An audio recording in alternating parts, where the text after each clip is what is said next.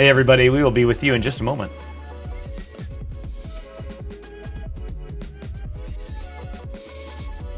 And that moment is now. Oh, look, I'm fading into the background today. Hey. Why do you look all translucent?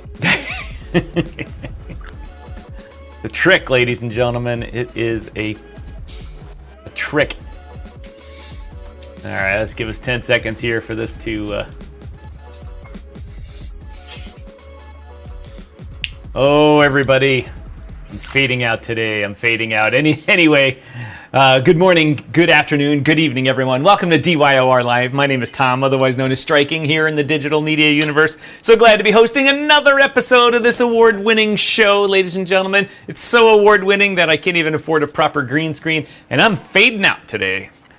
Actually, that's not that true. What happened was I set up for my lighting for today.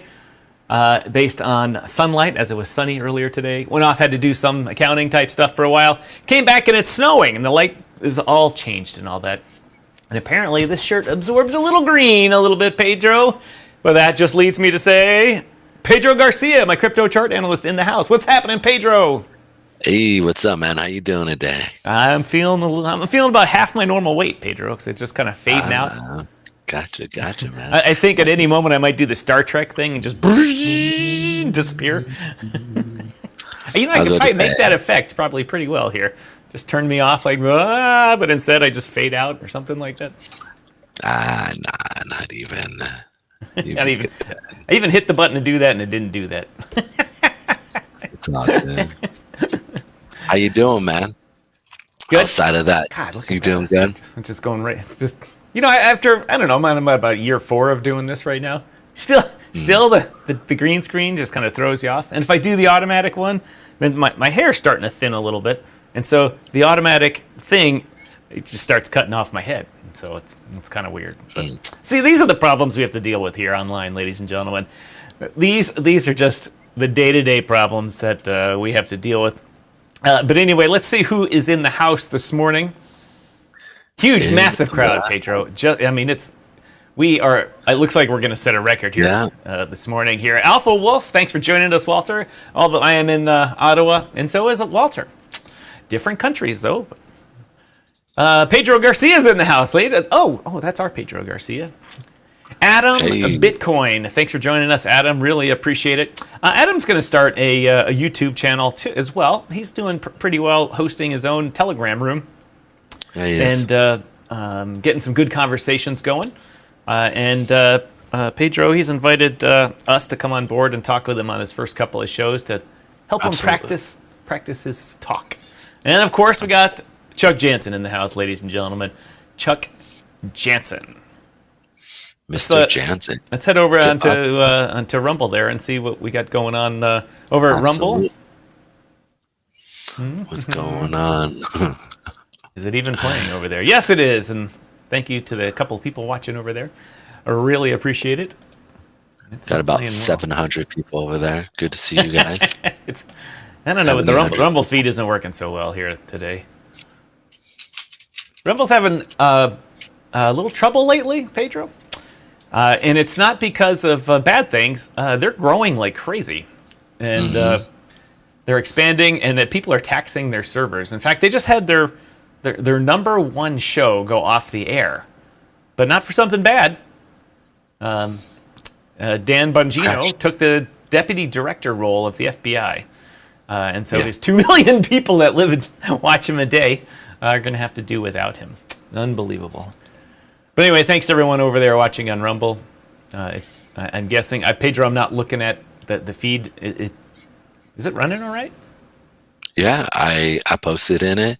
I talked to people there. It does look like it's paused, but it is running. So actually, no, it just stopped.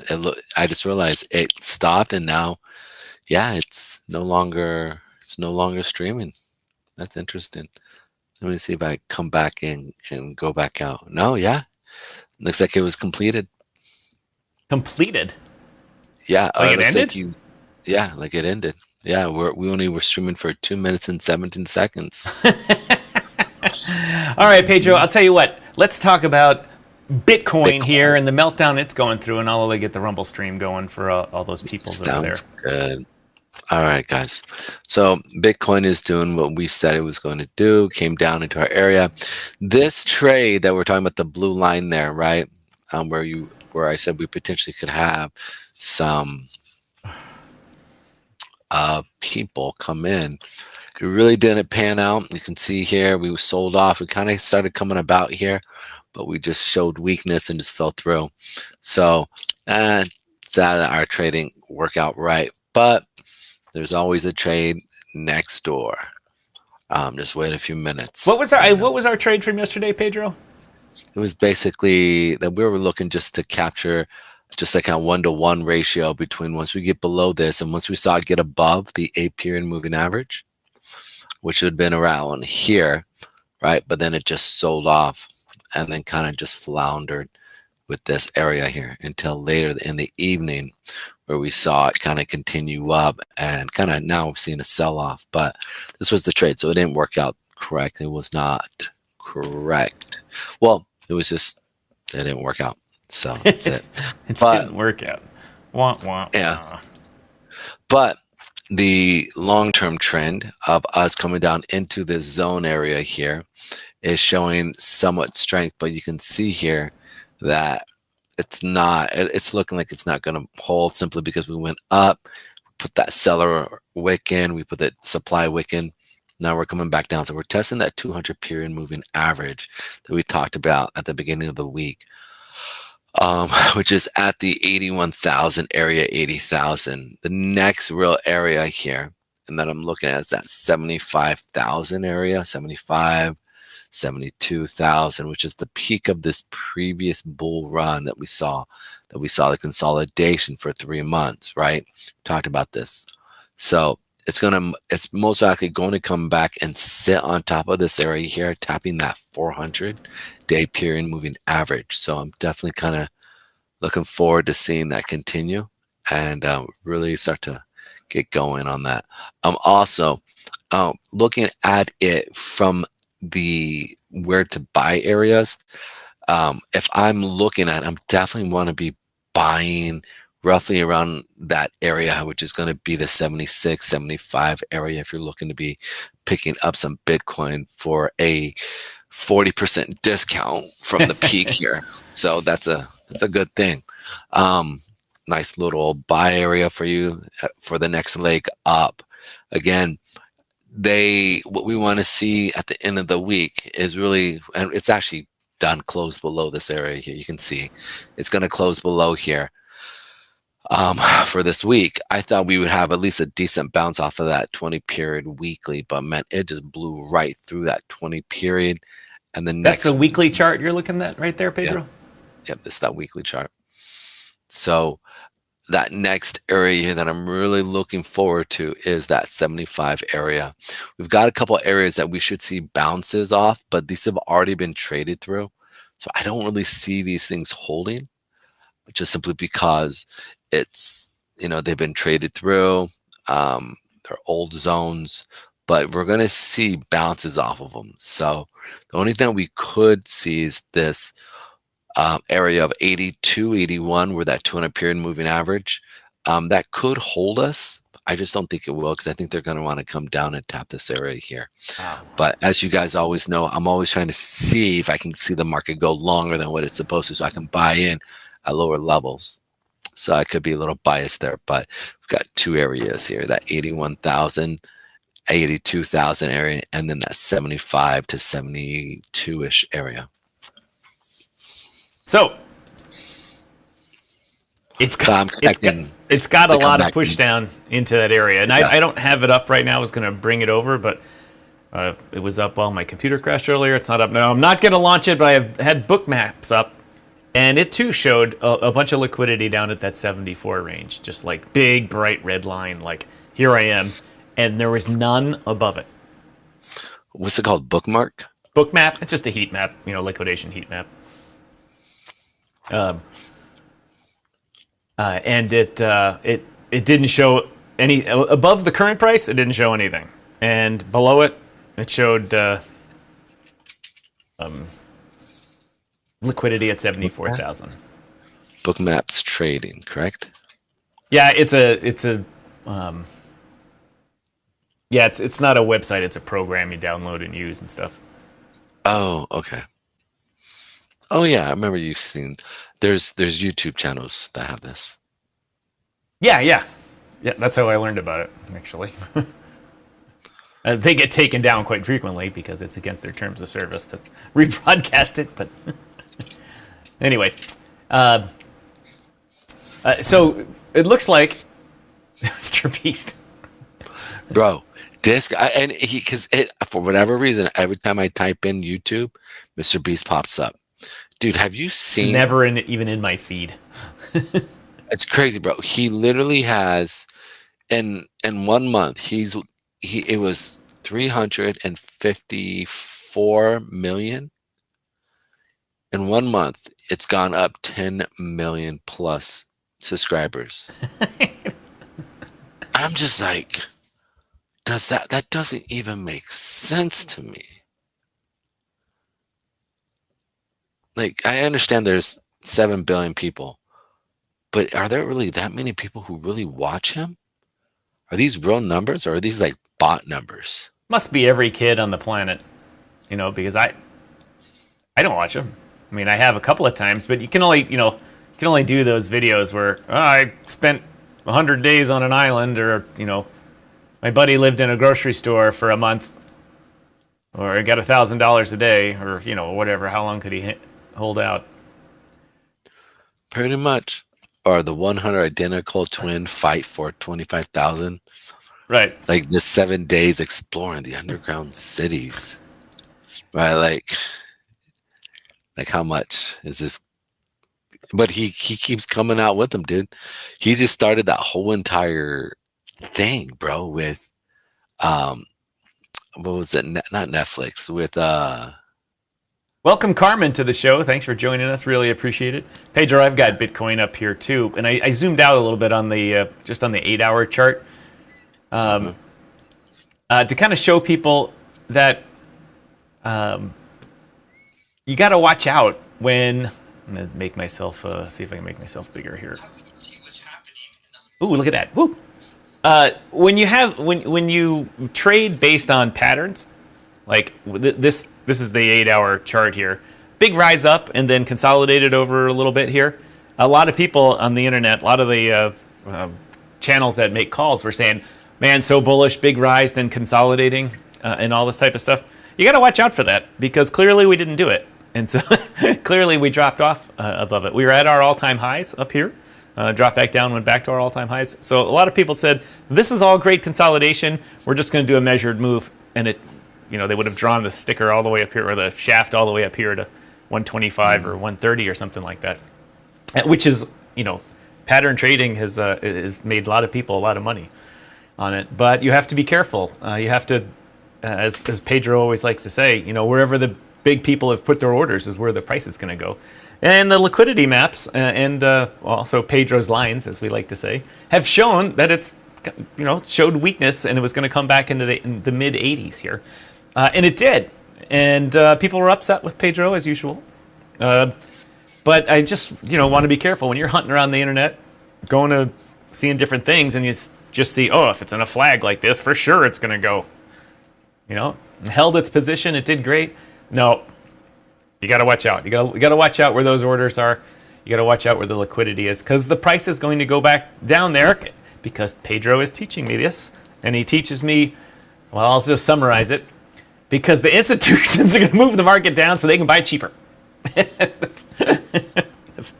And in the old adage is it's much easier for the institutions to double their money going from 60,000 to 120,000 than 120,000 to 200,000.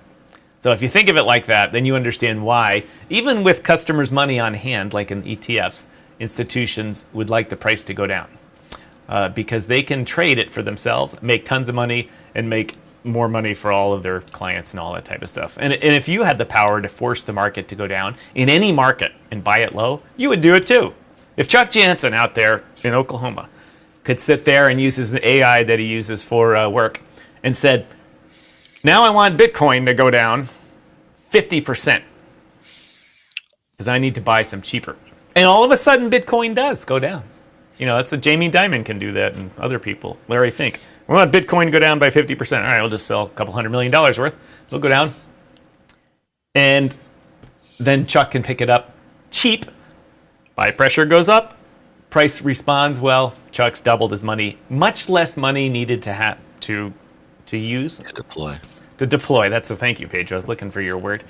Deployed the capital wisely. Mm-hmm. Mm-hmm. And Chuck says that's forming the Bart Simpson pattern. Yeah, you're right, which goes down. But the best part, though, is that they're creating the real base. And that's the part that I think is cool, is that we're watching them actually create the real base. We're actually in real life, you'll be able to look back in like 20 years from now and go, oh, I remember when Bitcoin was at, 70,000, when it went up to like 110 and then sold off to 75,000. And we thought it was the end of Bitcoin. And now it's at, $2 million of BTC. Like that to me is going to be really cool in 20 years to sit there and talk about, and, or like all these altcoins. Like I personally don't think Crow's going anywhere. They actually just brought back staking on again, which is cool. That's good. That's good. I'm staking my stuff for U.S. customers. It's allowed now. Isn't that awesome? Pedro, before we get too far into the show, let's feed the algorithm.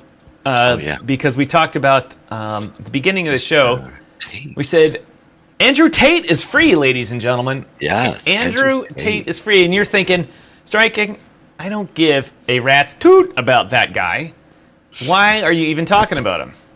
Well, first of all, we needed a little good clickbait to talk about, right? Because Andrew Tate was just released from, not from prison, but basically house arrest in, let me bring up the right thing here. House arrest from, what was it? In Romania. Romania, yep.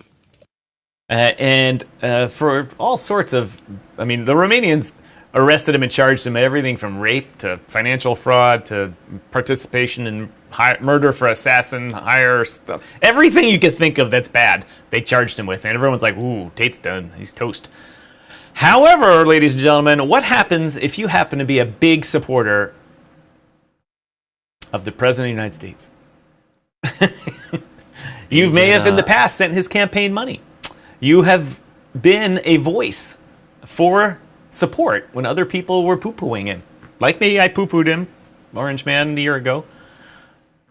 Well, if you were on his side the whole time, and you're in jail or on house arrest and want to come home, you make a phone call. And you make the phone call, and suddenly, I'm not saying that Mr. President made a phone call and got him out, but all the speculation on the internet here about them, Andrew Tate and his brother, his brother looks like Donnie Wahlberg somehow. Not Mark Wahlberg, but Donnie. And why do I have Trudeau on there? Oh, and all of a sudden they're on a plane heading back to the United States. Isn't that amazing? Private jet. Now, if we all know, Andrew Tate has made a lot of money being an influencer. He made outsized amounts of money. He made his money in gambling. He has casinos. Yeah, and he parlayed. Yeah, parlayed little bits of money here, little bits of money here, into a massive empire, in all sorts of things, and that generates cash. And politicians love cash. They love, or we'll just go with contributions to their cause, and they love the influence. And Tate had an outsized influence on Twitter and X and all other social media. He's living the big life. He was always putting pictures of up in private jets and doing all the fine things in life, which is great. Great if you can accomplish that, man. That would be that's like, good for him. He did great. He got to where he wanted. However, Pedro, what's the number one rule about being rich in the world? Don't piss people off. Don't piss people off. Exactly. You got to play within the system. And if you play within in the United States, it's easier. You can be rich and people don't care if you don't mess around. But in other countries, In order to be rich, you have to be part of the rich people's club, and that means paying your fair share to the people that are in charge of that club. And if you don't do that, you wind up in jail for rape, murder, wire fraud, theft, every charge you can think of. Trafficking, child molestation. Right. You name it, he is in charge of, or he is been charged with it. But he's now out of jail because he knew he had the trump card. Literally, he had the trump card. He pulled that card out, went, whoop, okay, this guy's the president now. I got the card, and he laid it down on the thing, and he goes, ace of spades, mother effers. Romanians are like, we need favors from that guy later. Let the guy go. Although he's officially not free, he's on judicial oversight, which means once he's back in the States, once he's out of that country, gone. Assets transferred, all that type of stuff. That's my diatribe about that. I just thought it was an interesting story, first of all, to feed the algorithm, but two, to show how crypto is actually worse off with him back, because he was a bad name for crypto. Lots of things got pumped and dumped, I'm sure. You know, we don't want to go into that about it. But we're enough about the bad stuff, Pedro. And I guess what we'll do is just talk about the good stuff. And that's Chuck Jansen, ladies and gentlemen, hitting us up. Feed the algorithm. Sorry for missing so shows lately. Hits us up with a $10 super chat. Thank you very much. I'd run the sound effects, but I didn't start the sound effects machine. Thank you, Chuck. Really appreciate it. Pedro says, thank you for the love, as always. Everything that people donate, not only does it go right into our pockets to feed our materialistic behavior, it goes into, obviously I speak for myself, not for Pedro, but it goes into our pockets, and but it shows the algorithm that something going on here that causes people to part with their most hard-earned asset, their money. They put it in our pockets. Thank you very much, Chuck. Really appreciate it. In fact, yesterday we ran a super chat goal of 5 $2 super chats just to kind of get people to donate and feed the algorithm. Yeah. We got 2. And so you have closed it out today. Thank you very much, Chuck Jansen. Sorry, Pedro, you were about to say something else when I interrupted you to start this. Oh, no, I was going to say, I just finish off with Tate. One thing I really disliked about Tate, and I think this is where, like, if I hope he chills out on this, right? It's just that his emasculating. Yeah, somebody who would blow up the idea of, like, I agree that men need to be stronger, that you need to go out there, work hard, you need to do difficult things, right? Like, that's super important. But like, what the fuck, dude? But posing in the picture with him. But the thing is, and I bring this up, that's like super important, is that he really went, I feel like he went way too far. And I know too many guys who literally drank his Kool-Aid and was like, women who have body counts and all this stuff. And I'm like, look, man, just stick to you. You work on you. There are enough women out there that are definitely much more conservative. You can find, you know what I'm saying? Like, it's not hard. Just focus on you. So, like, I didn't like his demeaningness towards women, but ultimately there has been this beautiful thing where men who, you know, were in their mother's basements, not doing anything but, you know, masturbating, literally kind of grew up and said, hey, we probably should start doing something in life and do hard things, go out there and, like, build businesses and work out and really get educated. And so there's that good side to him, but on the back end, he also he's done some, you know, he's really hurt a lot of women. So it's really kind of sad. It is, and not only that, but too bad you didn't know he was getting out, because his token daddy jumped 78% on news of his release. So some people got rich thinking about this. Well, I think that's just crazy. I don't understand that. All right, Pedro, that's enough of that. Let's move on with the show here and talk about what's going on in the markets. The market, while Bitcoin is tanking, or I should say showing weakness, its dominance seems to be high because everything else, it seems like, is following it too. It's like, oh, well, Bitcoin's selling. We might as well sell the old Studebaker out in the lot here. Better sell my garage and my third kid too, because Bitcoin's dumping. I don't get it. I know institutions sell everything because they freak out, but you think other things would benefit. Price of apples goes up, oranges can go down. They don't have to trade the same. Yet there's fruit Yeah. buyers and sellers. They're like, oh my God, apple shortage, better sell oranges. Well, I think also just on the back end, when you look at look at NVIDIA. NVIDIA, I was talking with a friend of mine, he's a trader, and I said, it's interesting to sit there and see when a stock has really good numbers, but if the institutions want it to go down, they'll go down. And so then I was talking, and he's like, well, you don't understand the full story. I go, look, ultimately, it's still this idea that,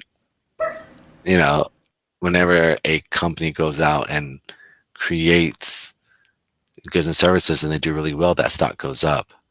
That's what happened with NVIDIA, yet the stock went down. And so, and I just thought it was really interesting because, from a financial standpoint, I think things have been kind of inflated, and it needs to kind of come down.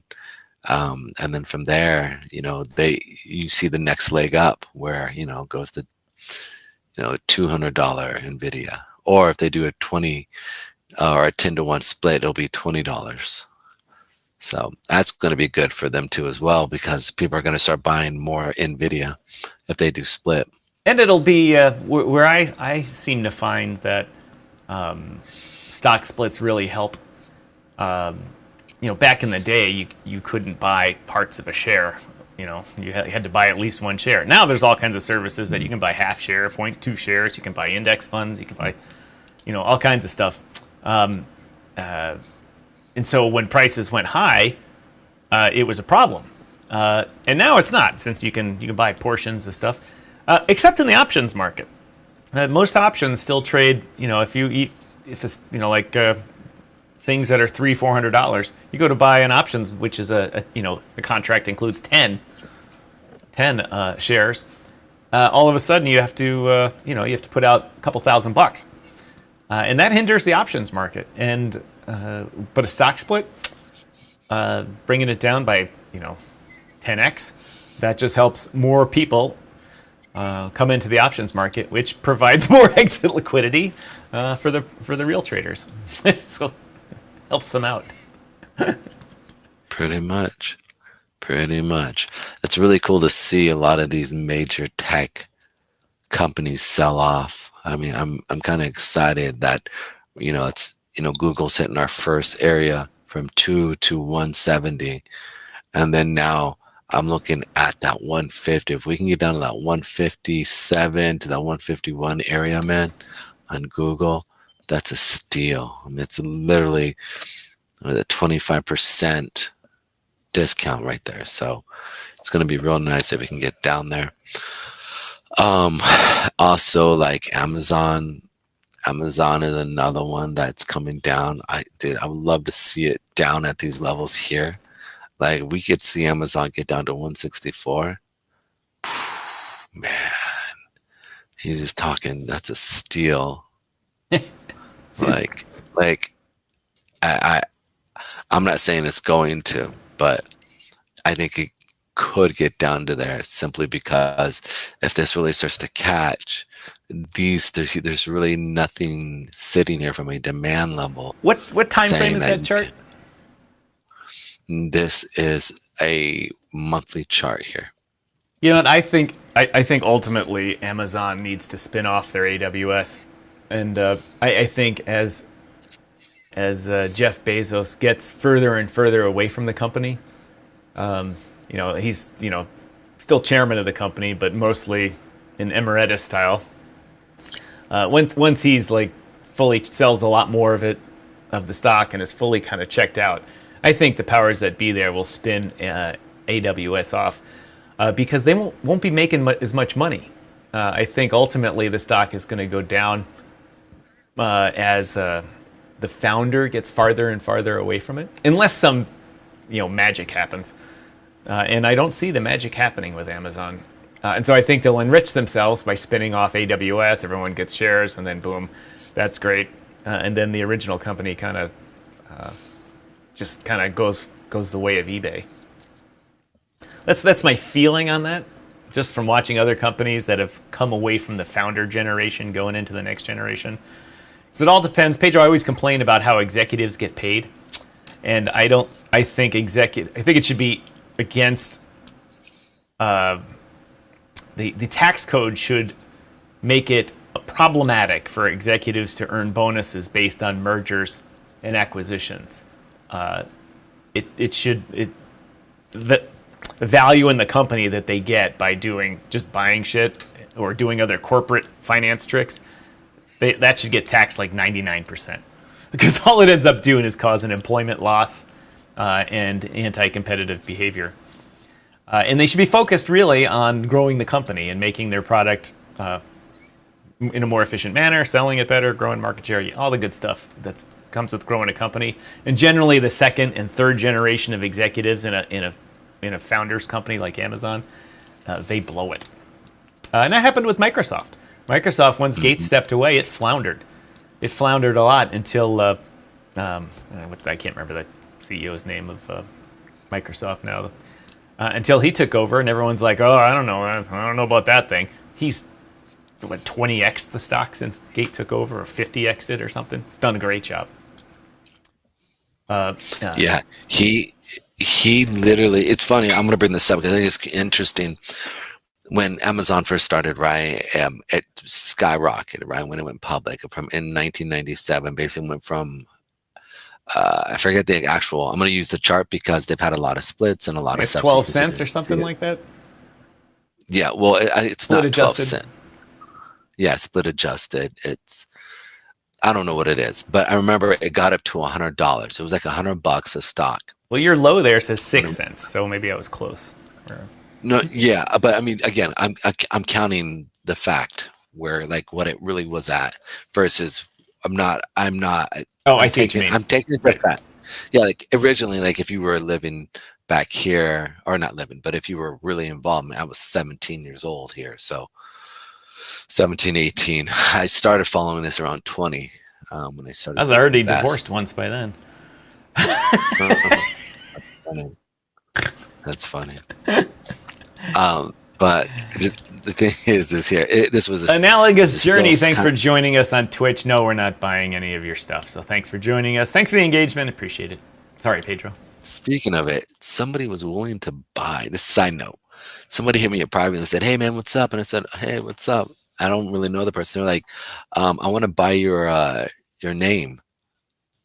And I was like, "What?" He goes, "I want to buy your name." I go, "Why?" You know, like Pedro Garcia, crypto chart analyst, talk about a mouthful, right?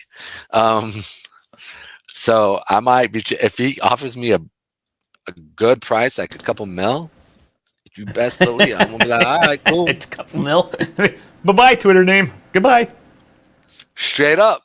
Yeah, that's gonna be a scam. He's gonna like, all right, I'm just gonna send the tokens here to this escrow account. You can see them. And I just say, you send a wire transfer to my bank, and we're good. But any other scheme, forget it. Yep. That's or show up, meet me with a big briefcase full of cash monies. And meet me. In fact, meet me at 10. What is it? Like 890 West Addison Street. You know what 890 West Addison Street is? The police station near Wrigley Field. Meet me there in the lobby, and let's exchange. I'll give you my password for my account, and you give me a fat stack of cash. Otherwise, that's definitely going to be a scam. I'd get it paid in tacos. Carmen. Yeah, don't do the cash handoff alone, right, Jug? Do it at the police station. Actually, you know what's funny is that so much fraud has been going on with Facebook Marketplace that people actually, in Chicago, the police stations have big lobbies because they used to have these big, long lines of people making police reports. So they had big lobbies. Now they do it all online, so there's few people at the police station. So people use the lobbies to meet people to exchange goods for Facebook Marketplace. Smart. Oh, usually. Sometimes people are just dumbasses. And one guy tried to rob the other guy in the lobby of the police station. Really? And dude's just like, police? And the cops are like this. Dude? And the guy's like, oh man, it's a police station? Shit. It was awesome. Another one they were doing outside, and the guy yells for police, dude sees a police officer down there, like down the sidewalk, and goes, oh shit, and runs, and looks, sees the door, runs into the police station, just thinking it's some random business to hide. Runs in, cops, bam, bam, bam, bam, bam, bam, bam, bam. I wouldn't do that if I was you. Bam, bam, bam, bam. That is hilarious, dude. I know. That is, dude. I tell you, I feel like this generation criminal age has almost gotten. You think they would be smarter, but it's almost like they're getting stupider. I mean, that's just dumb. Pedro, what's going on with our friends over at Solana when you get a chance, when you finish up with this? We'll go like, real quick. I just want to bring this up. So at this moment, it goes from like 9 cents, or what was it, like 1 cent? I forget exactly. It was like 6 cents was the low. Shoots all the way up to 570 or 580, right? So basically almost 100x. Okay. Then it shoots all the way down, and basically a year. This was the .com bubble, right? This is, at this time, they have the most, I mean, like they had so many contracts coming in. They had so many, like, just business opportunities. They were opening up stores. This is when you would go in and you would, buy books, and Amazon was shipping it. And then they would also, so it was like, it was a big deal. It then drops all the way to 25 cents. So it literally loses 95% of its value. Yet the actual stock itself was kicking butt. They were doing record numbers, doing a bunch of stuff, but because of the industry, it shot down. Now, at this moment, down here, you literally had almost 3 years at these levels. 3 years, yeah. 3 years of it sitting at 79 cents. Again, it was higher than that, but this is not, I'm not taking into account stock split. Well, I guess I am.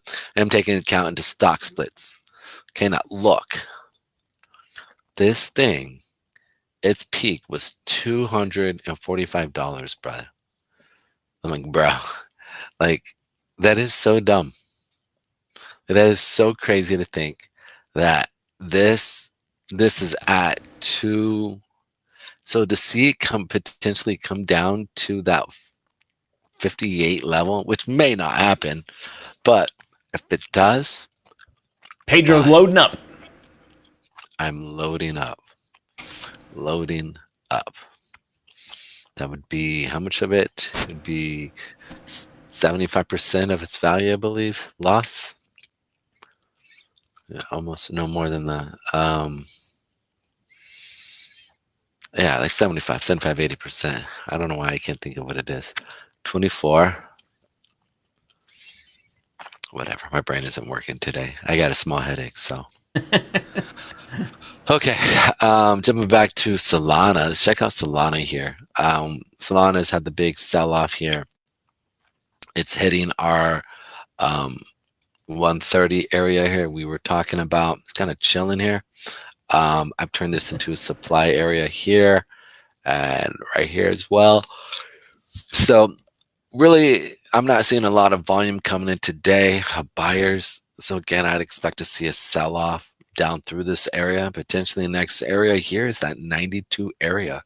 So unless we start to see major buyer volume step in where we can see the increase where it looks like this, right? Boom, increasing in volume.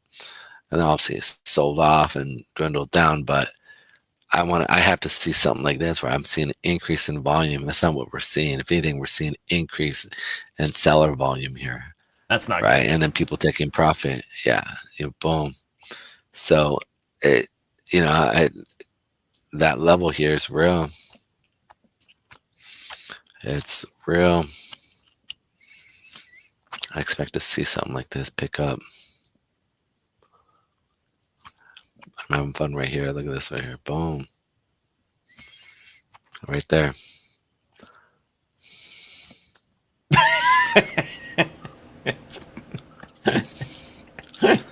There you go. Not good for Solana.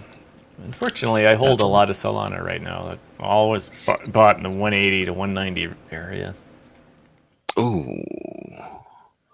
Was that because of what I said? No, it's related. It's project related. Oh, okay. I got you. Yes, Pedro, it is what you said. You said buy as much as you can at now. 170. Well, I still got it for a discount from 250. So That's a good point. I'm imagining getting it at 260. Always the optimist. Yeah. Always the optimist. You could have got it all the way up at that $300 mark. And for our massive amount of listeners here today on Rumble and YouTube, we're not on X today simply because I forgot to hit the start button after my computer had to be restarted. Tell us any projects you want to talk about. We haven't talked about Cardano or anything like that in a while. We've totally just missed the things like Carmen had to talk us into covering Pi. We hadn't covered anything from Hyperliquid or anything like that. All those tokens and stuff like that. And so I don't have any concept of how the main market, which is sucking ass, if I might be so direct. And I'm doing this like I've got some big one in my face, like it is doing compared to the rest of the crypto market and that type of stuff. Chuck says life's good in Solana land. That must mean Chuck is DCAing or just buying more. Keep buying. Yep, there we go. So Cardano. So I blew through a bunch of area. I didn't blow through. I mean, I actually bounced off a lot. I'll just put those things back up for Cardano. So you can see here. Like the Solana chart. Yeah, this is definitely so. Up at the $1.32 area, came down, hit this area here at the 81 cents, came back, did a small little bounce, and then sold off down to our area of 57 cents. So let's go ahead and remove these areas here. I'm gonna get crazy and try and launch the sound effects machine. Might stutter us a little bit here. No stutter. No stutter. St. Thomas. That was one that was real interesting. The last. Trying to stay positive here, Chuck. Facebook marketplace, where even the criminals agree the police station is the safest place to meet. I bought when I outfitted my last factory here in Ottawa. The bathroom sink, the things that the plumbers bought didn't fit. And just to wash your hands in the sink in the office. They weren't just standard crappy ones. They looked sort of nice. And they went out and got some that fit, and they looked like crap. And didn't match the motif for the bathroom and all this kind of stuff. And I didn't really care that much, but I had customers come in and all that type of stuff. And so I said, all right, let's find something to buy. And one of my employees says, hey, I buy a lot of stuff on Facebook Marketplace. For sure, that stuff is available there. Sure enough, 10 minutes later, we're like, hey, that looks good. So we buy it. Come up with the price, say it's $50, and the guy's like, let's meet in the parking lot at the mall. And I'm expecting to, shake hands. Hey, Bob, nice to meet you. Here's my stuff. Here, hey, how's it going, kid? Blah, blah, blah. It was like a drug deal. It was just like a drug deal in the parking lot. This beat up minivan comes driving down the lot, and I get a text. I'm in the Chrysler Town and Country. And it's like the wood-sided, simulated wood grain one with rust on it and all this type of shit. And I'm like, and I'm in Canada. I'm not in the U.S. If I'm in the U.S., I'm armed during these situations. I'm ready. Got one hand on my money, one hand on Clyde. But I'm in Canada, so I'm not. I'm like, oh shit, this is gonna go bad. And the window scrolls down, and there's Mr. Seller with a bag. He holds it up. I can see there's stuff in it. I hold up the cash. We switch. Whoop. He's off, and I'm off. And I look at him like, there's definitely missing parts. Nope, it was all there. It was all there. Fit perfectly. Went back. Looked great. But I felt dirty. I was like, I need to go home and shower, man. it's funny. Yeah, I was just like, ugh. But that was my only successful Facebook Marketplace procurement. I've actually bought quite a few stuff off of Facebook Marketplace. I bought my giant 50, what is this? 56-inch monitor off of it for like $200. I looked it up retail. It's like $1,500. That's just hot. Yeah, I was like, I sat there. No, it was funny. Is I went to this place up in Greenwich, Connecticut, like legit. Walked in, and this guy was cool guy, was talking back and forth, and his wife was, he actually made his wife carry it out, which I thought was really weird. I was like, he's like, babe, go ahead and carry that to his car. And she picks it up, and like she's like this petite little like woman, and I'm looking at him, and he's like my size, you know, I'm not a small guy. And so I go, no, I got it. He goes, oh, no, she got it. And I was like, all right. Like, I just thought it was weird. But man, she was like, bloop, picked it up like nothing, dude. And she just walking it down there, moving it in the house. And I was sitting there just like, you know, so it was interesting because I didn't really want to go in the house. But he's like, oh, come on in, you can check it out. And it was this nice neighborhood, great, you know, it was very much bougie, right? Meanwhile, I'm like, felt like I'm doing a drug deal. Like,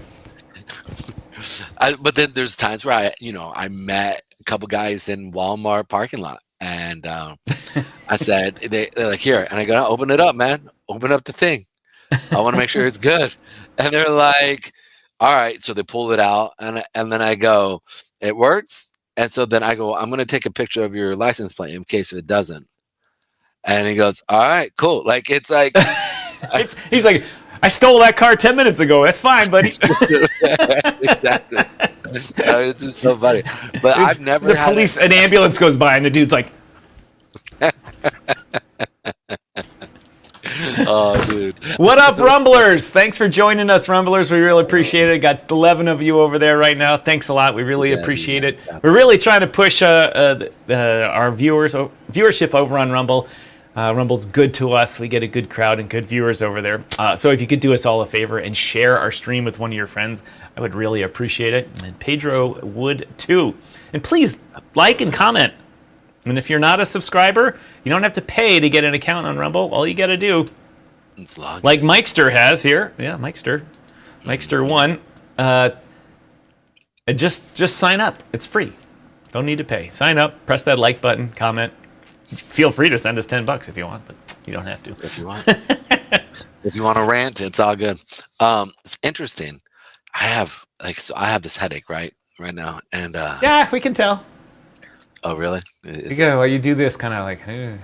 Yeah, eyes hurting right now. So it's definitely tension right there. So, I'm looking at right now the ADA chart here right now. And I'm looking at just, how far is it going to go? I think we do have another test of that 400 period moving averages, that 58-cent area here. It's a good little area. So Cardonzo here is, who's the guy who said Cardonzo anyways? It was some politician. I can't remember. It was maybe Chuck will remember. Was it Gensler or was it? It was someone. I can't remember what. I'm sure Grok will be able to tell us. Yeah, but I made Cardano fans like, what? Cardonzo? Well, you could tell the guy didn't know what he was talking about. But either way, he understood enough to be able to bring it up. So I like these areas here, man. These are like great areas, like for the next bull run. And even if we don't see a bull run, I like these areas. They're good areas. So you potentially could see us hit that 57 period or 57-cent area in the next leg down from the 65 area. And if it gets, if momentum gets going, man, you're going to see it get down to that 44 area as well. So be ready for that, guys. That will be a fun trade. That'll be a money-making trade. Ooh, is that still Solana that you got up there? No, that wasn't Solana. That was the one you just switched to. Oh yeah, that's Solana. Man, that makes me regret. You get the daily chart. Just 4 days ago, I was like, man, I should sell that stuff. Oh, Chuck says, was it Kramer? I person who confused was Jim Cramer, host of CNBC's Mad Money. This occurred during a 2023 interview on CNBC when Cramer was discussing the implications of SEC lawsuits against Binance and Coinbase for the broader crypto industry. In a widely circulated clip, he referred to Cardano as Cardanzo, prompting a lighthearted correction from Charles Hoskinson, Cardano's founder, who tweeted, "It's Cardano, Jim." The mispronunciation sparked amusement across the crypto community, with some jokingly embracing Cardanzo as a meme. Yeah, I got to tell you, I still use the word strategery, and everyone attributes that to George W. Bush blowing it, but he never said that. It was Will Ferrell. Will Ferrell, yeah. Will Ferrell, doing it on a Saturday Night Live skit about strategery. But unfortunately, W takes the blame for that. Well, they made fun of him so hard, like as if he was like a bumbling idiot. But it wasn't. I started listening to him after 2008 and on a lot of his public talks, and he was actually a great speaker. He was good, like really good. And I was like, wait, what's happening here? Like, how is this that? And then now we're 15 years plus, 20 years plus almost of 2008. And then you realize, oh, it's the freaking media. They're the ones who crafted him to make him look like an idiot. And you're like, oh, how long have I been played by by legacy media? Like how many things were legacy media sucks. Have you been following? Oh man. Have you been following the Doge situation? Yeah. Actually, can you just give me a minute? I'll be back in just a minute. Okay? No problem. Yeah, we've been following the Doge situation. It has been entirely enjoyable. I'm going to turn Pedro's camera off here while he heads off into the abyss for a minute. One of the my dog's pining for food over here. Hold on, doggy. I got the camera to myself. One of the best things that's been going on, in my personal opinion, is this whole Doge thing. It's been fantastic. I mean, we all know the U.S. government spends too much money. We all do. And to see people get on TV and call Elon Musk a racist and all these types of things is really amazing. And people that don't go to work, they work from home, and don't answer emails, and don't do anything, yet still collecting the federal government salary. I know I don't know all the nuances that go on with that. There's probably plenty of people working at home that are hard workers, but the fact that he's just calling them out and saying, look, we got to figure this out. In typical Elon form, just figuring it out as fast as he possibly can, move on to the next problem. Freaking government employees out. And I live in Ottawa, Ontario, part-time here, but not full-time according to the customs and immigration people. But I live here, and a lot of people work for the government here in Ottawa because it's the largest employer here. And you see people that their only goal is to graduate from college, university here, as they call it, and go to work for the government, because then they know they can just go on cruise control and just sit around and they chill. They know they're going to get paid. They know they're going to get their pension and not have to worry about things, which is a great strategy. If you could do it, fine. But the government's got way too many of those people, and that's our tax dollars. And so ferreting them out and getting them off the books, while terrible for them because it ruins their life plans, it's not my job as a taxpayer to ensure you do nothing your whole life. That's for sure. Sorry, Pedro was talking about, you started the Doge conversation, so I kicked it off there with just my opinion of it. And one of the things I want to say, well, I'll let you go on with your version of this topic in just a sec here. While you're gone, I was talking about Elon. And you get all these people on the social media. There's like an orchestrated campaign against him, saying how he there we go how he is really a dipshit who got lucky in life.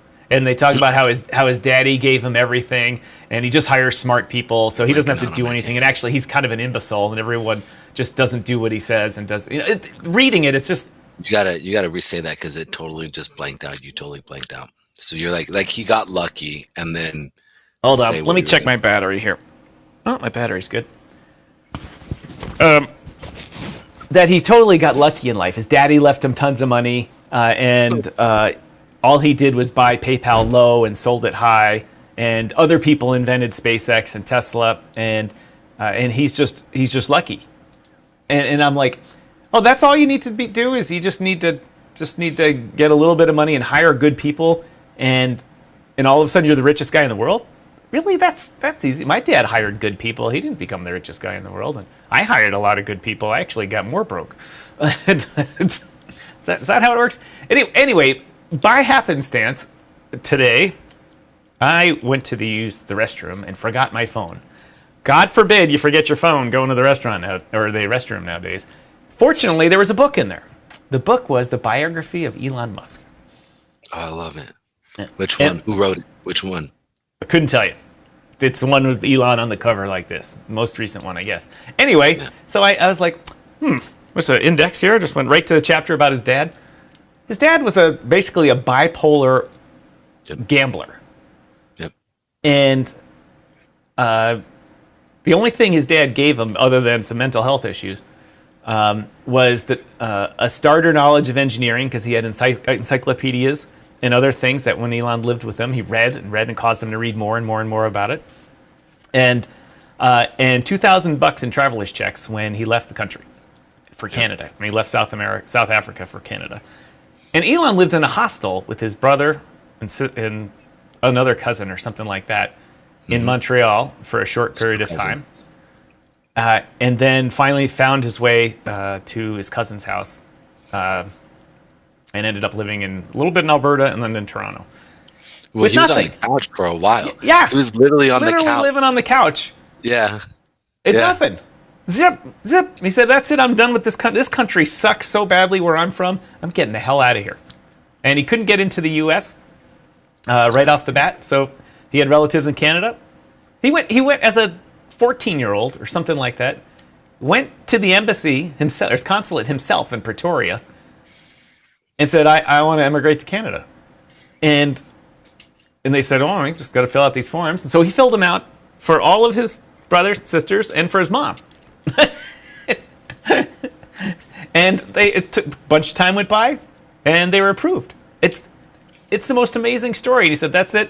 And they left. And online, you would think he's the devil who just showed up with $150 million and bought PayPal and then sold it for $20 billion. And now I bought Tesla for cheap and now it's worth a lot. I'm just the luckiest guy on the planet. Woohoo! Well, just how he got his education is even funnier. Like, he basically sat in classes and then learn it. But he was a little bit kind of like what's that movie with Ben Affleck and the genius kid who was the janitor over at MIT, and he would Good Will Hunting. Yeah, and he would figure out. How about them apples, bitches? So he kind of got an education, kind of not exactly like that, but basically, he went out and sat in classes, and then from there would pass classes, and then they were like, "Oh, you're pretty damn smart." And then I guess from there he started going through and got into coding big time. And what was interesting is that let's say he got lucky his first time with PayPal. Let's say he did. I'll give it to him. He kind of did get lucky there. But the key is luck only comes around once in a lifetime. Like good things, you can get lucky maybe twice in a lifetime, you can, right? And so let's say he got lucky with SpaceX. Okay, still he didn't, but from him to get lucky with SpaceX, there was this thing called Tesla in the middle, and he had and a few other things, and they were completely falling apart. And his work ethic, his tenacity, the fact that everybody in the industry laughed at him for years, saying, "Yep, you're not going to get a car. I mean, just car dealerships prior to that were not profitable. Remember 2008, how Ford had to literally they were given a bailout and then restructured by the government, right? Because America couldn't see our Flagstaff corporate entity that really put us on the map, which was Ford, right? So it's like you can't let them go out. So during this entire time, Elon Musk is out there pushing Tesla, getting it going, building it up, and people just mocking him. Now he actually has a profitable industry. The man slept on the floor of Tesla for over, what was it, like 3 months? Yeah. Every day grinding, literally 16, 18-hour days, and literally rehauling everything. So I can't sit there and you can't discount that. Success is based off of resiliency. Resiliency is based off of tenacity and willingness to just suffer. That's it. Like, how much can you suffer? And the man suffered a lot, and through the tenacity, he built Tesla. That, I mean, if you look at the story of just that alone, that in itself, just you cannot give saying he got lucky there. Okay, no chance. Too many ups and downs there that just can't. He might have gotten lucky on. I mean, if you keep reading through that, you'll see he kind of lucked out on the government. Last minute, he got the government contracts for SpaceX. Prior to that, it would have failed. So it kind of got lucky. He did go with the super low bid, kept him going, and was able to just squeak along until he could get enough momentum to get that up and running again, right? But that just each time he's gone for broke. And he's just like, well, what else am I going to do? Let's go. And he I made it before, I can make it again. I mean, what kind of a great attitude that is. That's the American mindset attitude. Well, what I took away. Oh, sorry. Go ahead. Finish. Go ahead. Sorry. So I just look at that. The idea of him grinding and him pushing is a beautiful thing, because that means that anybody who's willing to keep grinding and pushing, and how much suffering can you put yourself through, typically is how well you're gonna do. I gotta tell you, when he went to form PayPal. He was actually, not formed PayPal, before he's involved with it, he formed with X, not the version of X you know now. For those of you who don't know, he founded a bank called X, meant to handle payments. And I was like, thinking to myself a while ago, I was like, well, it was very timely for him to figure that out, that payments needed to be fixed, when he was the youngster in the 1990s. Well, as it turns out, Pedro, when he came to Canada, you probably remember this from the book, he was taking a bus to his uncle's house, and at one stop where he was allowed to get out, he went out to do stuff, and the bus was getting ready to leave. He was late, and so he ran back to the bus. The bus driver thought he wasn't coming back. He was going to miss the bus, so he took his suitcase off and left it on the bench. Pedro. Elon ran for the bus, got on the bus, and the bus driver took off, forgot that the suitcase was back there. The suitcase had $2,000 in traveler's checks that his dad gave him. I was going to say, he lost his, And he ultimately, American Express traveler's checks you can replace. Many of you guys listening have no idea, traveler's checks. What the hell are that? I don't know what they're. Anyway, they're like checks, but American Express guaranteed them, and you could replace them. And it took him many weeks to, but he didn't have any money for many weeks because of it. And that was the genesis of him thinking, there needs to be a better way than that. And so he came up with trying to do things with X Bank. And it wasn't, he's like, I've got a long way to go. And this other group, PayPal, is a little ahead of me. Why don't we merge our efforts? And that's what they did. He merged X with PayPal, and then they grew it into a bazillion-dollar thing and sold his part for whatever, $150 million. And then they brought him back because they were screwing stuff up. Right. That's the other thing people don't realize. Steve Jobs. Yeah, exactly. They brought him back. But I'll bring this up here real quick. So I got the Doge screen up behind me here. Okay, so can you parallel Doge screen with mine as well? Oh, I'm not going to do that. I'm afraid my system might explode. I can just put yours on if you want. No, you can do both. All right, so let's use yours first. All right, so Doge is going through. Oh no! Go ahead and put, because I want to talk about. All right, whatever. Okay, keep what you're doing. You just tell me which one you want. Yours or first go to Doge. I want you to go to Doge. Okay, here we are. Mikester, pay attention. Yeah, so it's going to be really awesome. So Dojo's gone through, and in the actual website, when you go there and check it out, they post receipts. You can pull it up, and they literally are starting to put on the actual real like receipts part. Take a picture of it, send it out. You go through and check it out, and it's actually becoming kind of cool. Now, what's interesting is there are people out there who've been following this stuff for literally years as a side hobby, paying attention where the government puts things, seeing where the government is setting things up. And so it's gotten so complicated that they built algorithms to trace all the money, where it's going, what's actually happening with it. And so there's this woman, she's a deaf woman who signs, but her sign is kind of broken. Yeah. Or it's kind of broken. And so her name is Data Republican, and she's actually autistic. She's kind of high functioning autistic, kind of like Elon Musk is. But again, one thing I always bring up is people who are autistic from a social standpoint aren't really good at interacting. They don't understand a lot of the social cues. This is why you see Elon Musk act a certain way sometimes, much very childlike, or maybe a little too dry, right? Because he doesn't understand the social context, because it's the way his brain works. His brain is focusing more on the details of things. So here's why I bring this up, is this woman put together this graph. It's called the charity graph. And what it does, it shows where money goes, where people send money. And then from there, you can see where it's traced. And she literally put this together, and you can see where the money enters, then where the money goes, and then she goes through, and a lot of this money, and this is the part that's so crazy, is going, I mean, this is all from taxpayer income. This is the part that's so crazy. And we're talking like receipts of up to, and you can sit there and in it. So she goes in and she gives you like, no, here's the bank account information. We can see because it's all government income. So she's put together this huge site. What a great site. Bro. And it's just like, you know, she now gave up her old job and she's just doing this full time. She's like, if you want to pay me, that'd be great. Right. Like, you know, and I hope she becomes rich off of this. Like real. Right.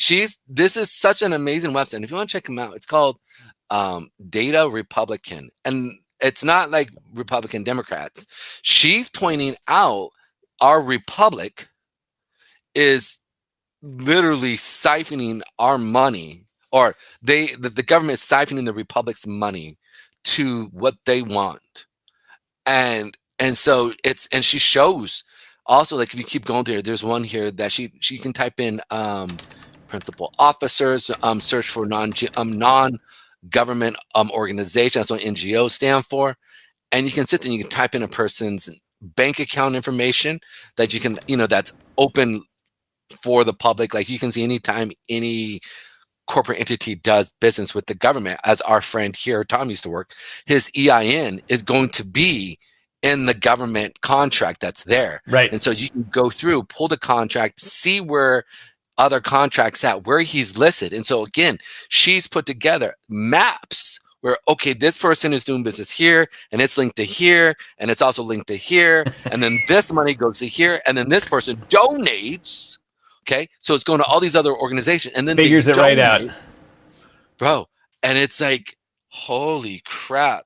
Like, and it's not just Democrats; it's Republican and Democrats. It's the deep state, like politicians who've been in office for years, who then maybe retire, get out of politics, and start up these NGOs, who like have been friends with these other, and it's just like, wait, what? Like, what is this giving me a headache? What is going on?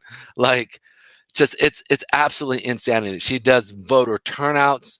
Like, you can check all this stuff out. It's pretty impressive what she's doing. And it's all just through algorithms that you can literally go through, verify. She puts in the data then quantifies it, and she sits there and puts it together like painstakingly all day. And you can go through, like check it out. Her name is... We'll drop it in the Telegram room for anyone that wants to. Yeah, if you guys want to go check it out, I'll give you guys. Also, let me jump. We can go into, And Elon Musk has talked about her quite a bit. So if you want to give, you know, like what are her credentials, I found her because Elon mentioned her. And I was like, wait, who is that? And then I remember I thought to myself, I need to go find who this woman is, and forgot. And then saw her on an interview, and I was like, oh Nearest yeah. billiards to me. Your search What's up? history is on the You're What's showing up? us your search history. Oh, what's wrong? What, I don't. You typed in nearest billiards to me. Oh yeah. I enjoy drinking. But I like good like billiards. Oh yeah, boom. Sorry. I also like playing pool. I'm a pool player, so yeah, whatever. I was like, I don't look at anything. My pool shark days were, let's see, I was living in Connecticut, so it was before 1980. So I was probably 10 years old when I was at my height of my pool career. Oh, just hold on. I have a friend who's really good, man. I thought I was pretty good, and it was at the boys club where I lived in Connecticut. That's where I went for summer camp type stuff. Yeah. And my dad came, and it was raining, so we couldn't be outside. So a bunch of us were inside, and I was all the way down the end of the boys club where the pool table and soccer thing was, soccer table, foosball. And all of a sudden I see my dad walk in, and he's like, "Oh, you playing pool?" And I was like, "Yeah, sorry, I should have been outside waiting for you to pull up." And he's like, "Oh, well, let's play." I was like, "Oh, you play pool?" Because I never knew my dad played pool. We didn't have a pool table. And he schooled me. He ran the table, just bam, bam, bam, bam. The ball's moving and doing stuff and curving around and hitting, coming backwards, and up my face like this. Damn! I'm like, I thought I was good because I beat the 12-year-old, and and I was like, yeah. I don't even think I touched the ball in the first game we played. In the second game, I think I made one. It's like, Dad, where'd you go to learn how to play pool? I used to play a little bit in college, won a few bucks off my friends. Yeah, that's where he got his beer money from. You've been playing a lot longer, and for you to be able to do stuff like that, you can't. Yeah, he used to play. He went to school with Jim Boeheim, the old coach of Syracuse, and Boeheim taught him how to play bridge, the card game bridge. Yeah. And my dad then taught my mom because they both went to Syracuse. And to this day, my mom still plays contract bridge and duplicate bridge. That's funny. And she's always the youngest person. And so my dad doesn't play really anymore, just in an emergency with her. But so she always gets these like 90-year-old guys that are her partners. And like the first time, my mom was like 50. And then she outlived him. Alan. Sorry, Alan. Then she got another one, Terry. Sorry, outlived Terry. So everyone wants to pair with my mom, but none of them want to die. They're all like, shit, everyone pairs with Lynn dies. Oh, good side story. But yeah, so go ahead, Pedro. It's all right. So I want to bring this up because she goes over some really interesting stuff here. So she posts a lot of her findings, a lot of stuff. She'll go through and you can check this out. So this is her. Her name is... She doxed herself completely because people thought she was fake. And then she came out and, kind of started talking. And then she was deaf. And so people thought she was faking that. And Tom knows I've learned a little of sign. So I'm going to call myself fluent. Anyways, the reason why I say that is, it's, all I'm saying is this woman is extremely detailed and she really goes in and she docs herself. Her name is Jenica Pounds. You can find her. She's got a bunch of other stuff out there. So you can find her. She's not like just some random person, but she's been posting now for a while, man. You can check her out. You can see her and see her stuff, like just going through daily now in the details. I mean, this woman's in the trenches going over and shouting out like, look, agency efficiency leader or leaderboard, right? Department of Education, boom. And she starts to go through and she's kind of helping kind of guide and show Doge where they need to go.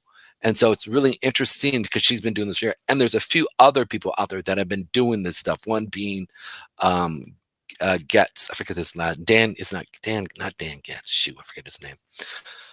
But another guy he was on the Joe Rogan show talking about a lot of stuff. And Mike Getz? No. Mike Hunt? No. You're funny, dude. Mike. I'm looking for Amanda. Amanda, hug and kiss. And so Mike Benz is another one. And these guys have now been kind of titled, conspiracy theorists, but like they're conspiracy theorists if they don't have receipts. They literally have the receipts. They literally have government website connections saying, no, look, this money went here. This organization is this. This is what they say they are. This is where we're seeing the money go to. And so there's a bunch of these people that are just literally just saying, just look.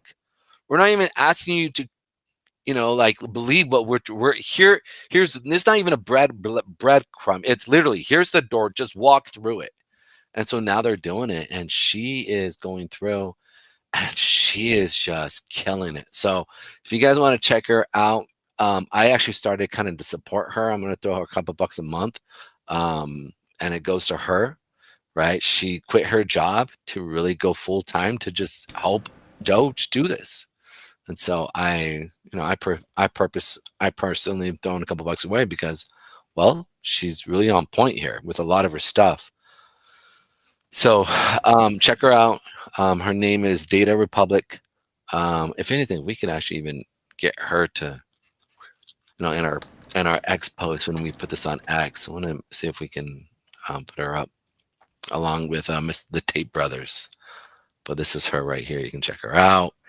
Yeah, it's in a nutshell.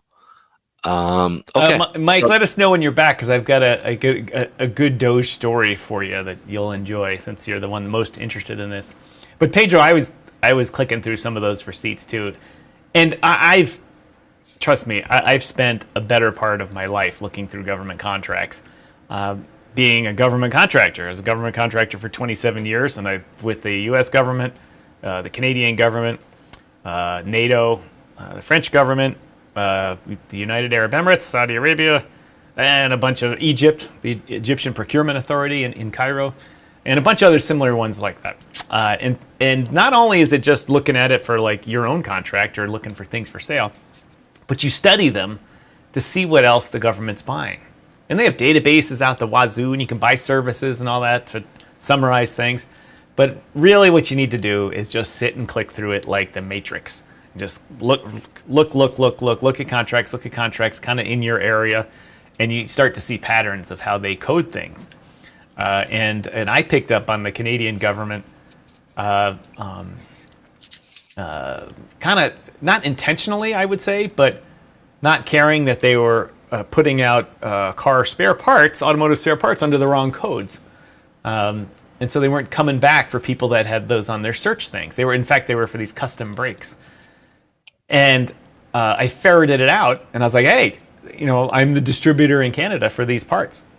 And they're like, oh, you didn't respond, so we're buying them from the US. I'm like, well, you have to buy them from us because we're the Canadian distributor. Oh, the American distributor said that they had. I was like, hold it. I was like, what? I'm here in Canada, I have the parts in stock, and you want to buy them from America, pay the shipping, and all that, and deal with the issues. What's going on? And they had to explain themselves, and they didn't like it. And as it turns out, somebody met somebody at a trade show and decided to go around the system. But I found that just by going through those databases, and all those things, those receipts, you learn a lot of stuff, and you learn how much money that the government, you see $20 million here, $50 million here, $50 million there, $20 million here, $10 million here, $5 million there, and it just adds up. And after a while, to be honest, Pedro, it's like nobody cares anymore. It's just like whatever, and because it's so corrupt, how do you fix it? Right, and it's just like it's just like, well, if this has been going on that long, what is wrong with this thing? If this has been going on that long, who cares? Whatever. I used to do business with the Department of Energy. They bought a lot of armored vehicles because they're in charge of a bunch of the stuff that causes atoms to explode, and and so they what is on my background? That's weird. Oh, that's your screen. It's on my background. Oh, Oh, and yeah. and the money they would spend, and they didn't have to justify it to anyone. They went one time. They bought. I used to build SWAT trucks, and they bought my competitors for a lot more money, like almost double the cost. They bought my competitors' SWAT trucks, and they justified it saying we had already bought those previously, and we've trained our people how to maintain them, so it'll actually cost us less to buy the competitors' one at a much higher price. And you would think, all right, that might make sense, like if you're talking about fighter jets and stuff like that. But we're talking about basically Armored cars. like Brinks trucks, things like that. Both Yeah. the ones I made and my competitor were Ford F-550 trucks with It's an the same armored truck. Exactly the same truck. You still got to take it to the Ford dealer to get him reset the codes. You know, same thing. And so I protested it, and they're like, "Nope, go F yourself. We're the Department of Energy. We don't have to listen to you. We just do what we want." Which happens a lot. And it happens a lot. And they waste so. And the government that was at least a $20 million waste of money there. Just And that in itself is literally the idea of when I once worked for the government, then I get out and I have friends of mine that are still in the government, and I have an NGO, a non-government organization that does business within the America or within the government. Well, if I'm fighting against Tom, but I have the friends in the right places, it doesn't matter what good service that Tom brings, I'm going to get the contract because I got friends who literally are the ones who are signing things off. it happens. this is And they come up with ways to justify it. Yeah. And that's the part that it's kind of gross and sickening, and we're watching it. And now it's coming to light. We're seeing what's actually happening. They were literally showing receipts of where people were buying, they're spending $10 million for cups, right? Like gold-plated cups. Like I was like literally thinking, I was like, what's in these cups? Or things of, you're like, why are they charging this? Like, what is actually happening here? Where is this money actually going?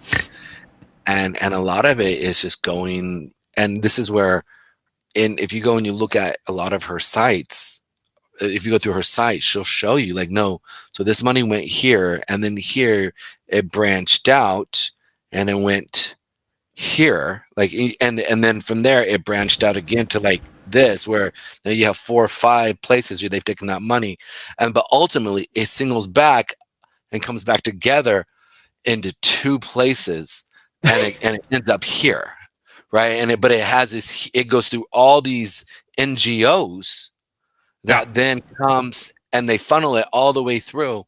And unless you have a giant database or an AI algorithm that can really sit there and track it, it's next to impossible for a human to do it. And so now that we've got AI and they're setting up and doing all this stuff, and the internet is going ham. I mean, the internet is just like, oh yeah, let's give us the data, man. Imagine they put all the shit on the blockchain, and people would develop apps and all this type of stuff to read it and track it. What's going to happen.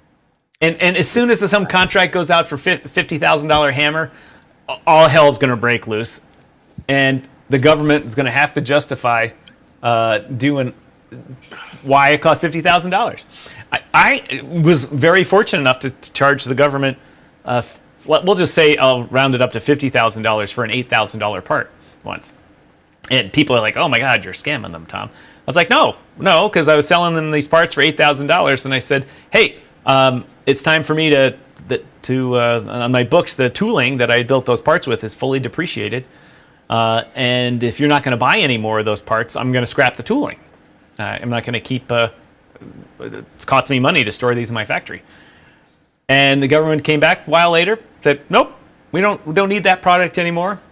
All those things are out of stock that used them. We're done with that part. I said, all right. I waited like a couple more months and then scrapped the part. And all the tooling that went with it. Not a week later, the government calls and said, "Hey there, Tom, do you still sell these parts?" And I was like, "Nope, I scrapped the tooling and everything." They're like, "Oh, we need to buy one." And I said, in his custom-made part. I said, look, in order for me to build you one, I got to remake the tooling. They said, send us a quote. So I sent him a quote for $50,000. The part was $8,000, but it was, $42,000 in tooling costs. And they bought it. So, wow. Yeah, and so you see things like that, and it's not because the government was reckless with money. It was reckless with proper supply chain management. They didn't realize they still had a certain model of an armored vehicle in stock. And they said, oh, those are all out.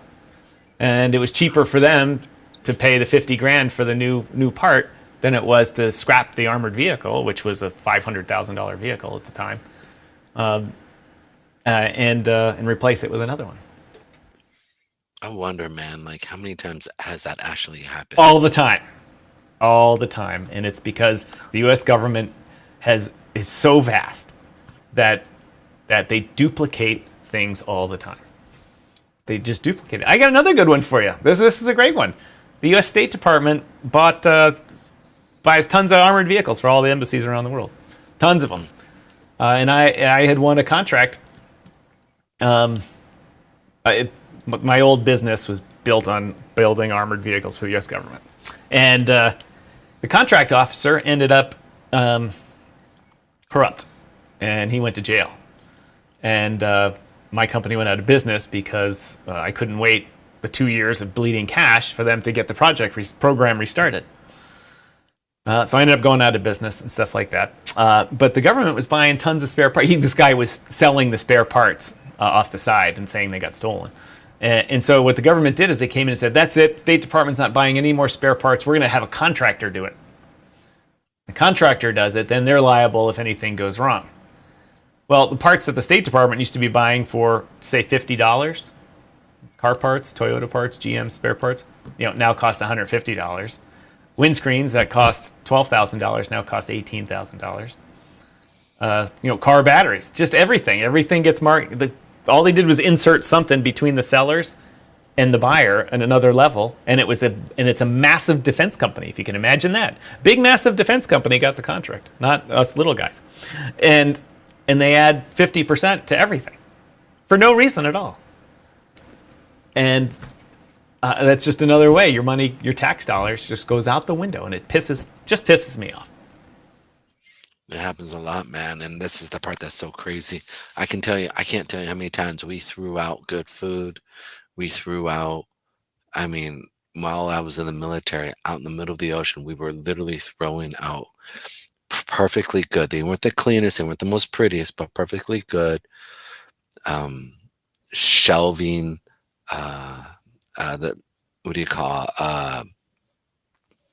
where you put a bunch of your, man, my head is hurting so bad. Forgive me. But we don't have to stand. We can pick this up tomorrow, Pedro. I don't need to keep you on the air here. Yeah. I forget what it's called. It's like shelving. Well, whatever. Where you put all your, not just furniture, inventory stuff, whatever. Inventory stuff that you put. Cabinets, like I can't tell you how many cabinets we actually had to carry from the depths of where we were at. Like it was like 3 stories from where we were at, carrying it through all these stairways to throw it off of the back of the boat. I can't remember the name of it. By the way, welcome Rumblers out there. We've got a nice crowd from you Rumblers over there. Really appreciate it. This is DYOR Live here. We're a crypto and AI kind of talk show. The DYOR Media Network talks all about AI, crypto, policy, wonk stuff in Washington, D.C., all that stuff kind of going on. Pedro and I on our little tangent about Doge. The algorithm must have picked it up and pumped up our volume over there, so we appreciate everyone that's watching us on Rumble. If you could, drop us a like and a comment. We'd appreciate it. If you have a question, feel free to interact with us. We're a live show. And Mikester's back. All right, Mike's trying to tell you my Doge story. I am directly affected by an executive order. That's right. And is it because I'm a DEI hire? No, don't work for the government. I'm as a white man as you can get. If you would see me dance, you'd know, oh, he's definitely not a white man, definitely not a DEI hire. Anyway, but Mrs. Striking is a lobbyist here in Canada. She's Canadian. Works for the Canadian government, so this kind of stuff, or lobbies the Canadian government, works for businesses on their behalf here. and she does business with the U.S. Embassy here, helping promote trade, inter-country trade, teaching. Even though it's Canada and the U.S. were very similar, it's actually difficult to do international trade because the governments make it very difficult with rules and regulations and stuff. It's way too hard. Anyway, so they have grants that go out all the time to help people import and export between the two countries. Canada does it, the U.S. does it.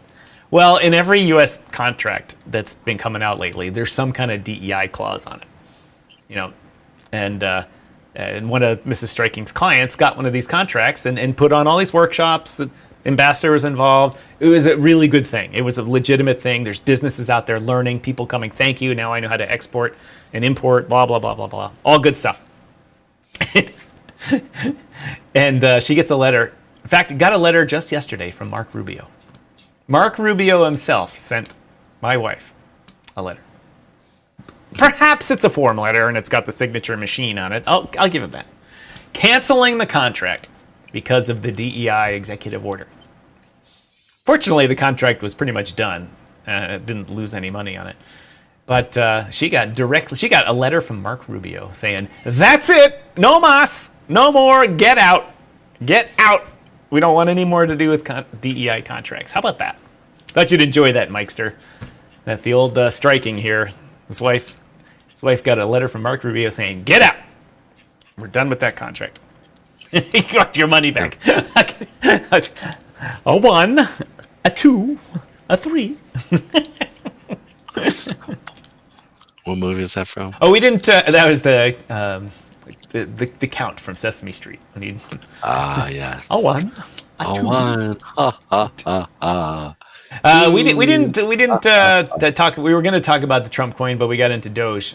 We can go back to the Trump coin if you want. Yeah, we'll go back. So here we go, Trump coin here. So Trump coin has actually been really interesting. It's really selling off here down to these lower levels here. So I expect us to really come down to that $7, $6 area here next. I mean, and what market cap is that? I forget. It's at 2.5 billion right now. Yeah. 2.5. Still, even after that massive sell-off, it's at 2.5 billion here. Yeah, I know. I expect it to go down, though. I mean, it's just. I think it's going to be the old graphics machine here, 2.5 billion, and still the decimal places got all messed up here, but it's still a ton of money in 24-hour volume. Where the hell is that? Let's fix that.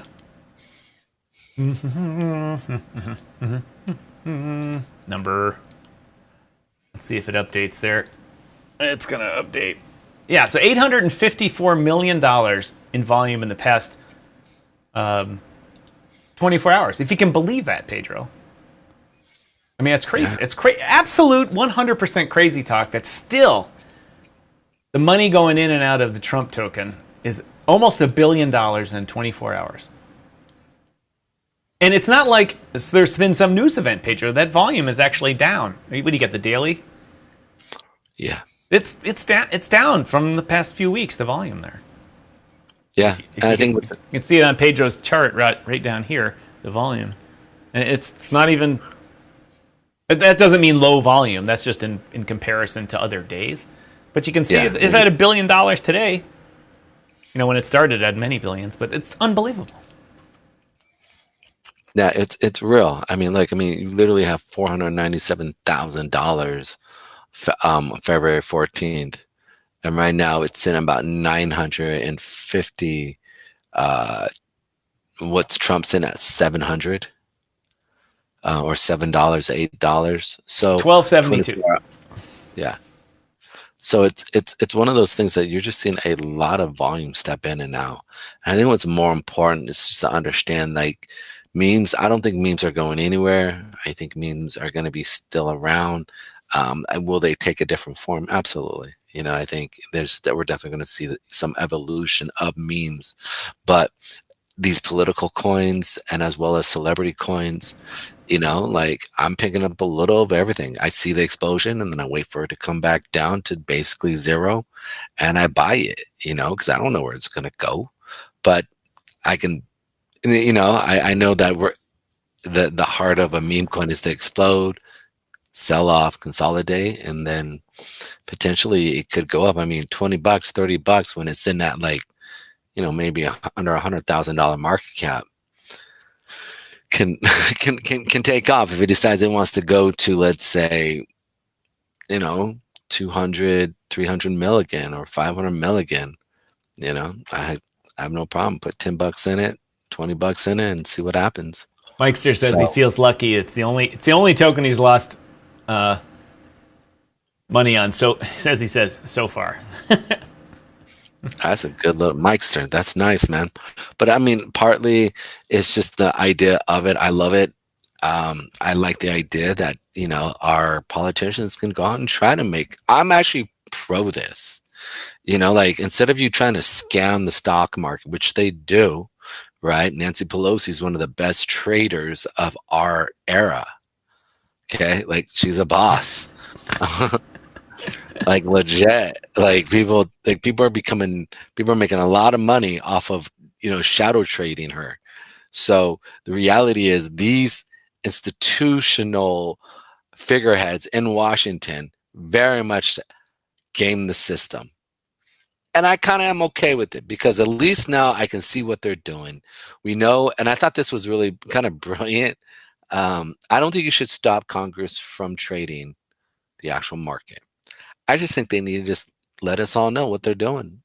So if we want to go along with them, go ahead. And there are websites out there that literally track the stock moves of our political leaders out there, and I think it's just great. I think it's absolutely great. I mean, you can just type in, it in there, and you can pull it up. So, if you want to trade like a great one, Nancy Pelosi, she's almost as good, but she's getting pretty good as like a Warren Buffett status. I mean,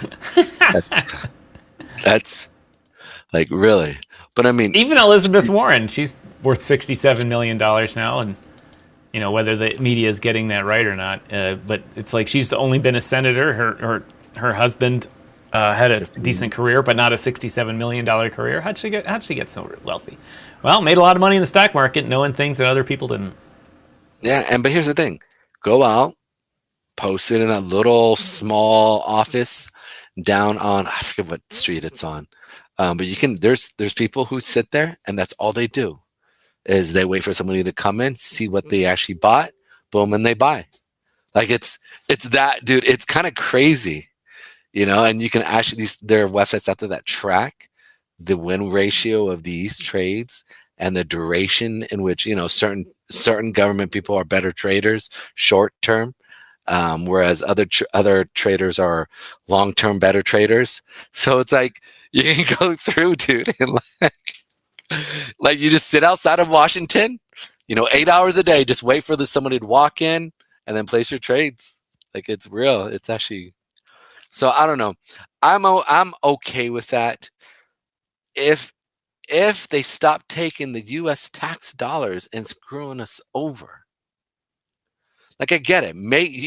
You're giving up your life to be a civil servant as a leader here in America. Okay, great.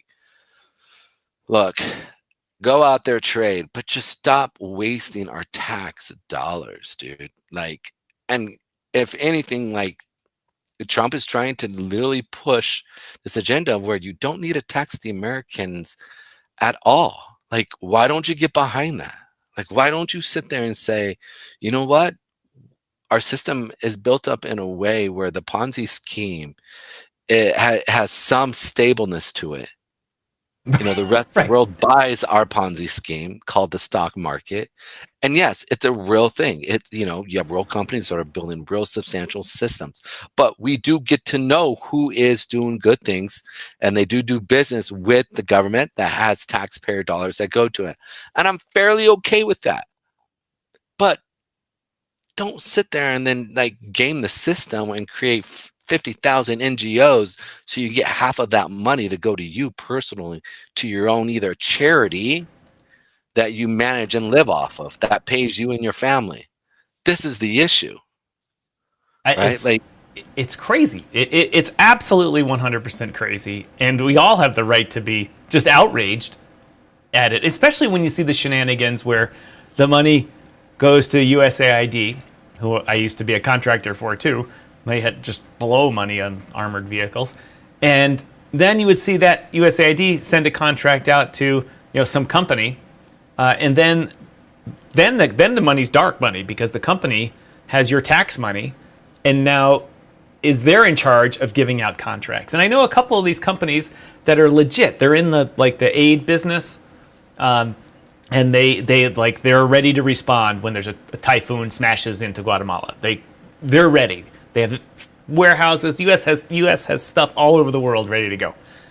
But a lot of them, money goes out the side door, or it reroutes itself back to Washington D.C. for a think tank or something like that. And that isn't right, not even the slightest bit. And I fully believe that hopefully they'll blockchain all this money and say, all right, we're giving you this contract to do this.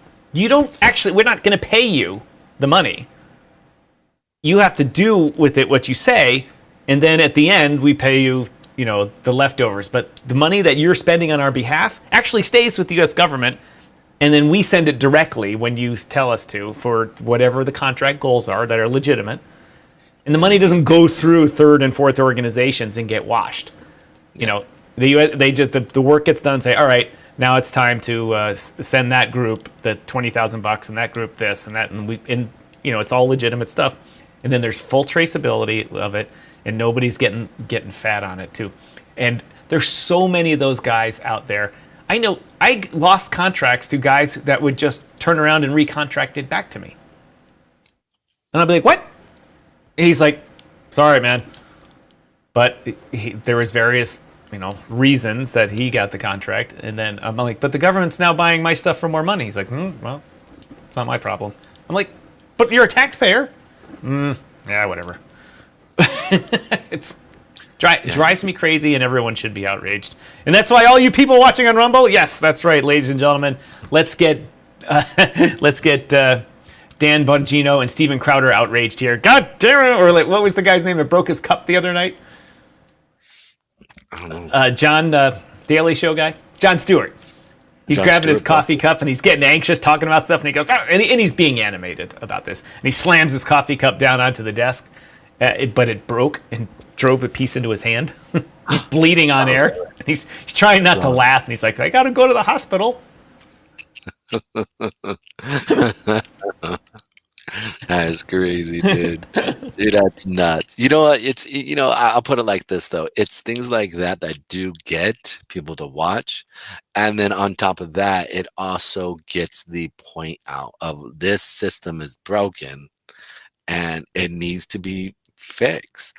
And we have the technology today to do it. So which is cool. Right? Like that is the part. We have the technology. It's there. It's just got to be implemented and then followed. Like it's just that simple. So it's pretty cool. Talking about a system that is going to be used, I may not be 100% for it, but it will help bring the market and help bring the government kind of in line, which should be XRP with their ISO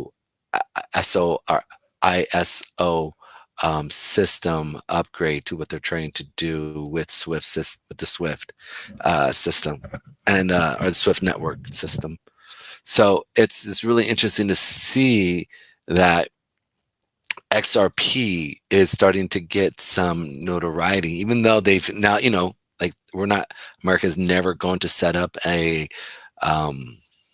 CBDC, but I think that we do need to be mindful of they could create something similar and just name it a different name, right? We see that a lot. And as normal with market forces, the market will start using the thing that's the best and the fastest. Yeah. So it's just something that's going to be real interesting to sit there and see. I want a decentralized system in the government that we can actually sit there and see and tally. My biggest fear is that once the system's set up, only the gatekeepers will have access to it versus the actual taxpayers, and you'll need to have XYZ login information, and they'll be able to sit there and just monitor you. So my biggest fear is start taking a bigger and bigger cut each time you use it. Exactly. Where they'll bring a charge in, and then from there it's just like, wait, so I'm going to get taxed, even though I'm not, and I got to pay for to have access to this information that's basically for free, right? Whereas if you put it onto a public blockchain and everybody can follow it. So this is that's the other part, that as this stuff starts to go into the system and starts to get developed, if the technology stays what it's supposed to, I think we could definitely really kind of clean out what we're seeing in the government. And on top of that, kind of bring to some honesty. I don't think Americans, I mean, a lot of that money, we're kind of pissed off that it was done, but some of it we're like, why didn't you just openly just give it to the person? Why did you just go through this big roundabout? Just give it. Right? We're okay with that. So some of these things, like the Ebola, that Elon must have talked about, like, yeah, we stopped paying into the Ebola outbreak, and we were like, wait, no, we want to keep throwing money to that, right? Like, did you hear about this shit going on in Congo? No. There's a new thing that Congo is a tough place, and I've only been across the river from Congo. I have not been into Congo, but even across the river, it was a tough place. And weird stuff happens there with animals and humans and mixing and stuff, and it's not a good place. There's some new thing. I'm not going to use the medical terms at all because YouTube will derate us. Cerveza sicknesses again? It's not even cerveza. It's like the old Ebola type stuff, except it's newer, and it's like within like an hour of you showing symptoms, it's like death. When the eyes bleed, you know, like Ebola and like the Indiana Jones guy. Yeah. I remember I was sitting on the at this thing that was kind of, we'll call it a bar, on the banks of the river that divides Central African Republic from the Congo, and got to talking to the guy that was bringing us beers, and he wanted to talk to us white guys. And we're like, yeah, it was over Congo over there. And that was the Democratic Republic of Congo. It was the other one, the smaller one. And he goes, oh yeah, no, go over there. No. Weird, bad stuff happened over there. And I'm thinking, there's bad stuff happening over here. You know, he's like, there's bad stuff happening over. This guy's like, no, I ain't going over there. And I'm like, I'm not coming back here, man. That's scary when the guy who says where it's bad, no, that is bad. You're like, oh, that's hell on earth right there, dude.